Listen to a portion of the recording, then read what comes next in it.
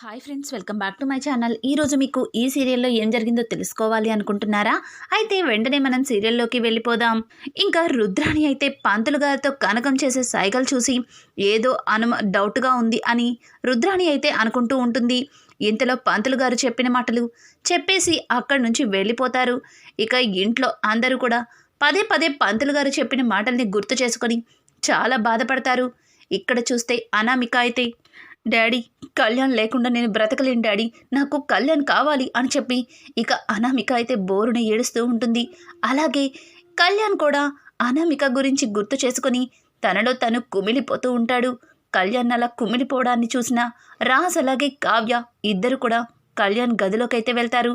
కళ్యాణ్ని బయటికి తీసుకొచ్చి, చూడు కళ్యాణ్, నువ్వు ఇలా ఉంటే ఎలా చెప్పు?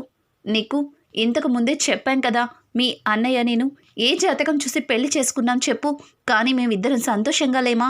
నువ్వేమీ మనసులో పెట్టుకోమాకు, అనామికకి నీకు పెళ్లి చేసే బాధ్యత మాది అని చెప్పి రాజ్ అలాగే కావ్య ఇద్దరు కూడా ఇక కళ్యాణ్ని ఓదార్చుతూ ఉంటారు.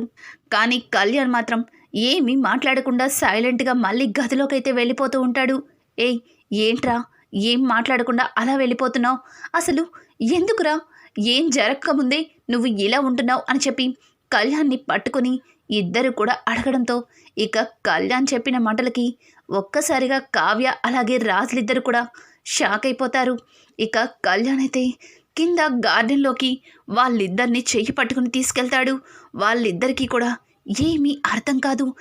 ఏంటి కళ్యాణ్ ఇలా ప్రవర్తిస్తున్నాడు అని చెప్పి రాజ్ కావ్యలిద్దరూ ఒకరి మొహారు ఒకరు చూసుకుంటూ ఉంటారు.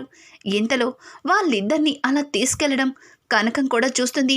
కనకం దొంగచాటుగా అసలు ఏం జరుగుతుందా అని చెప్పి తొంగి తొంగి చూస్తూ ఉంటుంది. ఇక కళ్యాణ్ అయితే కావ్య అలాగే రాజులిద్దరికీ కూడా, అన్నయ్య, ఎన్ని రోజులు కూడా నేను అనామికని ప్రేమించాను అనుకున్నాను, కానీ అనామికని నేను ప్రేమించలేదన్నయ్య. అనామిక ప్రేమిస్తే దాన్ని నేను కూడా ప్రేమ అనుకుని అనామికతో కలిసి తిరిగాను. కానీ నాకు రాత్రే అర్థమైందన్నయ్య, నేను ప్రేమించింది అనామికని కాదు. ఈ టైంలో నేను ఇది చెప్పచ్చో లేదో నాకు కూడా తెలీదు, కానీ ఎవరికి చెప్పాలో నాకు అర్థం కాలేదు అని అనడంతో ఇంతలో కావ్య, కళ్యాణ్, ఏం మాట్లాడుతున్నావు? నువ్వు అనామికని ప్రేమించలేదా? అంటే ఎవరిని ప్రేమించావు? అసలు మాకేం చెప్పాలనుకుంటున్నావు? చెప్పు కళ్యాణ్, నువ్వు దేని గురించి కుమిలిపోతున్నావు? అది చెప్పాలా వద్దా అని ఆలోచిస్తున్నావు. నిన్ను చూస్తుంటేనే నాకు అర్థమవుతుంది అని చెప్పి ఇక కావ్య అయితే కళ్యాణ్ని ఫోర్స్ చేస్తూ ఉంటుంది. అలాగే రాజ్ కూడా, చెప్పరా, చెప్పు, ఏదైనా బాధ ఉంటే అది బయటికి కక్కేస్తేనే ఆ బాధ తీరుతుంది. నువ్వు ఏమనుకుంటున్నావో, నీ మనసులో ఏం ఆలోచిస్తున్నావో నాకు చెప్పరా, ఖచ్చితంగా నేను నీకు సహాయం చేస్తాను అని చెప్పి రాజ్ కూడా కళ్యాణ్ భుజం మీద చెయ్యి వేసి ఇక దగ్గరికి తీసుకుంటాడు. ఇంతలో ఇదంతా వింటున్న కనకమైతే తన మనసులో, చెప్పు కళ్యాణ్, చెప్పు, నువ్వు ప్రేమిస్తుంది అప్పునే అని చెప్పు, ఇంకెందుకు ఆలస్యం, చెప్పు, ఆ మాట నీ నోట్లోంచి వినాలని ఆశగా ఎదురు చూస్తున్నాను అని చెప్పి కనకమైతే ఇక దూరం నుంచి దొంగచాటుగా చూస్తూ అలా మాట్లాడుతూ ఉంటుంది. ఓ, అందుకేనా పెళ్లి సంబంధం చెడగొట్టావు అని అడగడంతో, ఉండవమ్మా, పెళ్లి సంబంధాన్ని నేను చెడగొట్టడం ఏంటి? అసలు ఆ పెళ్ళే జరగదు, ఇక చెడగొట్టిన దాని గురించి అడుగుతున్నావు. అయినా అక్కడ కళ్యాణ్ ఏం చెప్తున్నాడో వినాలి అని అంటూ కనకమైతే అలాగే తొంగి తొంగి చూస్తూ ఉంటుంది. ఇక కనకంతో మాట్లాడేది ఎవరో కాదు, రుద్రాణినే కనకంతో పాటు తాను కూడా అక్కడ ఏం జరుగుతుందా అని తొంగి తొంగి చూస్తూ ఉంటుంది. ఇంతలో కళ్యాణ్ అయితే తన మనసులో ఉన్నది అలాగే తను ప్రేమిస్తున్నది ఎవరో కాదు, కావ్య వాళ్ళ చెల్లి అప్పుని ప్రేమిస్తున్నానన్నయ్య. అప్పు లేకపోతే నేను బ్రతకలేను. నా జీవితంలోనే సగం భాగం అయిపోయింది అప్పు లేని రోజే లేదు, అప్పు లేని గడియే లేదు నా లైఫ్లో. అన్నయ్య, నువ్వే ఇంట్లో అందరితో మాట్లాడి అప్పుకి నాకు పెళ్లి జరిపించాలి అని చెప్పి ఇక కావ్యరాజులు ఇద్దరు చేతులు పట్టుకొని బోరున ఏడ్చేస్తాడు. ఇక వెంటనే కనకమైతే ఒక్కసారిగా అక్కడ డీజే డాన్సే వేసేస్తుంది. సూపర్.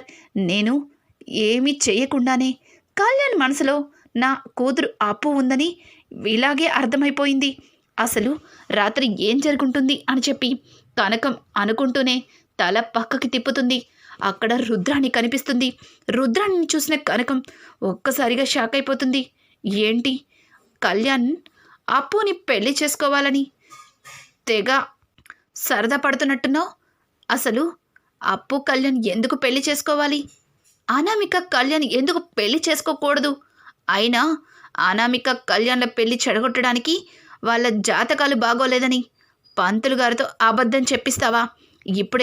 ఇప్పుడే నీ బండారం మొత్తం బయట పెడతాను అని అనడంతో, వామ్మో రుద్రాణి గారు, ఒక్కసారి నేను చెప్పేది కూడా వినండి.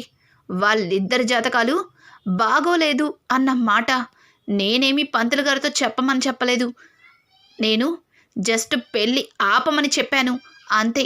కానీ నీకు తెలియని విషయం ఏంటో చెప్పనా?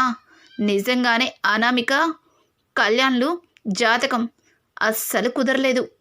నువ్వు ఏదో సాధించేశాననుకొని తెగ రెచ్చిపోతున్నావు నా మీద. ఇదిగో ఇక్కడ విన్నది ఇక్కడే మర్చిపోతే నీకు, నీతో పాటు నీ కొడుక్కి కూడా మంచిది. లేకపోతే నా చిన్న కూతుని ఇంటికి కోడల్ని చేస్తాను, అలాగే నిన్ను ఈ ఇంటి నుంచి బయటికి గెంటించేస్తాను అని చెప్పడంతో, ఏయ్ కనకం, ఏం మాట్లాడుతున్నావే? కారం వేసుకొని అన్నం తినే నీకే అంత పొగరుంటే అన్ని రకాల కూరలతో తినే నాకు ఇంకెంతుండాలి? నన్నే బెదిరిస్తున్నావా అని అడగడంతో, అమ్మో మిమ్మల్ని నేను బెదిరిస్తానా? మీరసలే నా కూతురికి అత్తగారు, నాకు వియ్యపురాలు. నా పెద్ద కూతురు మీద చాలా పెద్ద నింద వేసిన చాలా మంచి సాటి ఆడదానివి. నీలాంటి దాని మీద నేను బెదిరింపు మాటలా అని చెప్పి కనకమైతే ఇక రుద్రానికి ఛాలెంజ్ చేస్తూ ఉంటుంది. ఏయ్ కనకం, నువ్వు చూస్తా ఉండు, కళ్యాణ్కి అనామికకి పెళ్లి చేస్తాను. అలాగే నీ పెద్ద కూతురు తప్పు చేసిందని అందరిలోనూ రుజువు చేస్తాను. మెడ పట్టుకొని బయటికి తోస్తాను. అప్పుడు నీ కూతురుతో పాటు నువ్వు కూడా ఏడ్చుకుంటూ వెళ్ళు అని ఇక రుద్రాణి అయితే అక్కడి నుంచి వెళ్తూ ఉంటే, ఇదిగో అమ్మా రుద్రాణి, నువ్వు అనుకున్నవేమీ సాగవు. నీ పప్పులు నా దగ్గర ఉడకవు. ఇంట్లో అందరినీ బెదిరించి ఈ ఇంటి మీద పడి 25 సంవత్సరాల నుంచి తింటున్నావు. ఇక అవన్నీ కట్టి పడేస్తాను. నిన్ను ఇంట్లో నుంచి ఎలా పంపిస్తానో చూడు అని చెప్పి కనకమైతే రుద్రాణితో ఛాలెంజ్ చేస్తుంది. ఇంతలో కావ్య రాజులిద్దరూ కూడా కళ్యాణ్ని తీసుకుని లోపలికి రాబోతూ ఉంటే ఇక రుద్రాణిని హడావుడిగా అక్కడి నుంచి వెళ్ళిపోతుంది. ఏంటి కనకం నాకే ఛాలెంజ్ చేస్తుంది? ఎంతవరకు ఈ కావ్యతోటి ప్రాబ్లం అనుకుంటే ఈ కనకంతో కూడా ప్రాబ్లం మొదలయ్యేలా ఉంది. ఇక్కడ చూస్తే ఈ స్వప్న తిష్ట వేసుకుని ఇంట్లో కూర్చుంది. అలాగే ఎలా అయినా సరే అనామికని ఇంటికి కోడల్ని చెయ్యాలి అనుకుంటే అక్కడ కూడా ఈ కనకం కుటుంబం నాకు అడ్డం వస్తుంది. వీల్లేదు, అనామికని ఎట్టి పరిస్థితుల్లో కళ్యాణ్కి భార్యని చెయ్యవలసిందే. అలా చేస్తేనే కదా నేను అనుకున్నది నెరవేరుతుంది అని చెప్పి రుద్రాణి తన మనసులో అనుకుంటూ ఉంటుంది. అప్పుడే మనకి రివీల్ అవుతుంది అనామిక ఇక ఎవరో కాదు, రుద్రాణి మనిషి అని చెప్పి. ఇంకా కావ్య రాజులిద్దరూ కూడా కళ్యాణ్ వెళ్ళిపోయిన తర్వాత, ఇదేంటిది, మీ చెల్లిని కళ్యాణ్ ప్రేమించడం ఏంటి? అసలు ఏం జరుగుతుందో ఏంటో నాకు అస్సలు అర్థం కావట్లేదు అని చెప్పి ఇక రాజైతే కావ్యతో అంటూ ఉంటాడు. అదే నాకు కూడా అర్థం కావట్లేదండి. అసలు వీళ్ళిద్దరూ ఎప్పుడు మాట్లాడుకుంటున్నా పప్పు ఉప్పులాగా కొట్లాడుకుంటూ ఉంటారు. అట్లాంటిది వీళ్ళిద్దరూ మధ్యలో ప్రేమ ఉంది అంటే నాకు ఏమీ అర్థం కావట్లేదు అని చెప్పి కావ్య కూడా మాట్లాడుతూ ఉంటే ఇంతలో అక్కడికి కనకం ఎంటర్ అవుతుంది. ఏంటి, కళ్యాణ్ బాబు మన అప్పుని ప్రేమిస్తున్నాడా? అసలు ఏం మాట్లాడుతున్నారు మీ ఇద్దరు అని అనడంతో, అమ్మా చిన్నగా మాట్లాడవే, ఎందుకే అంత గట్టిగా అరుస్తున్నావు? ఇప్పటికే ఇంట్లో అందరూ అనామికతో కళ్యాణ్కి పెళ్లి జరగట్లేదని బాధపడుతున్నారు. ఇంతలో ఈ ట్విస్ట్ ఎవరికైనా తెలిసిందంటే ఇక అందరూ చాలా పెద్ద గొడవ చేస్తారు. అసలే నువ్వంటేనే వాళ్ళకెవరికి ఇష్టం ఉండదు. ఇప్పుడు అప్పుని ఇంటికి కోడలిగా చేయమని అడిగితే ఖచ్చితంగా దానికోసమే నువ్వు ఇంట్లో ఉన్నావని అందరూ నీ మీదే ఆడిపోసుకుంటారమ్మా. కాసేపు సైలెంట్గా ఉండు అని చెప్పి ఇక కావ్య మాట్లాడుతూ ఉంటే, కావ్య మాట్లాడిన మాటలకి పక్కనే ఉన్న రాజ్, నిజమే, నువ్వన్నది కూడా నిజమే.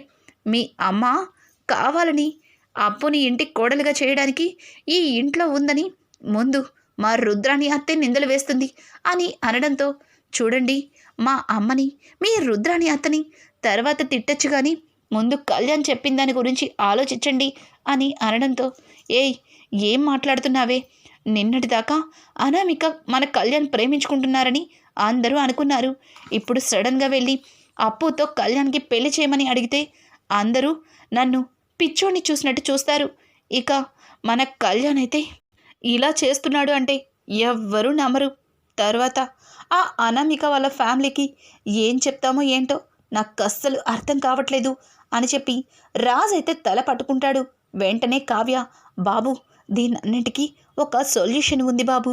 మనం ముందు ఇక్కడికి అప్పుని తీసుకురావాలి. తర్వాత అప్పు మంచితనాన్ని, అప్పు ఈ ఇంటికి కోడలిగా వస్తే ఎంత మంచిదో అన్నది ఇంట్లో అందరికీ తెలిసేలా చేయాలి.